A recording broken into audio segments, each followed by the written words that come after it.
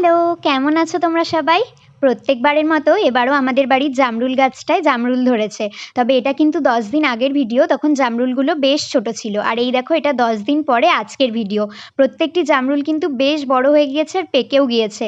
এই গরমকালে জামরুল খাওয়া ভীষণ উপকারী। আর এই দেখো জামরুলগুলো জাস্ট ধরতেই বোটা থেকে হাতে খুলে চলে আসছে। তবে আমরা কিন্তু গাছ থেকে পেড়ে খাই না, কেন কি প্রত্যেকদিন সকালবেলা এমনিই আমাদের গাছের নিচে প্রচুর পরিমাণে পাকা পাকা জামরুল পড়ে থাকে। মানছি অন্যান্য ফলের তুলনায় জামরুল অনেকটাই আন্ডাররেটেড, তবে এই জামরুলে কিন্তু প্রচুর পরিমাণে ভিটামিন সি থাকে আর গরমকালে খেলে শরীর হাইড্রেটেড থাকে। এছাড়া জামরুল কোলেস্টেরল, মাসেল ক্র্যাম্পস এবং কনস্টিপেশন কমাতে সাহায্য করে আর ইমিউন সিস্টেমকেও ভালো রাখে। আর কোনোরকম ক্ষতিকারক কীটনাশক ছাড়া নিজেদের গাছের ফ্রেশ ফল তুলে খাওয়া, এটা তো একটা উপরি পাওনা বলতেই পারো। আমাদের গাছের এই জামরুলটা কিন্তু সবুজ রঙের, বাজারে সাদা এবং লাল রঙের জামরুলের থেকে এই ভ্যারাইটিটা একটু আলাদা, তবে এটাও কিন্তু খেতে খুব ভালো লাগে। তোমাদের যদি জামরুল এমনি খেতে ভালো না লাগে, একটু নুন দিয়ে ট্রাই করতে পারো।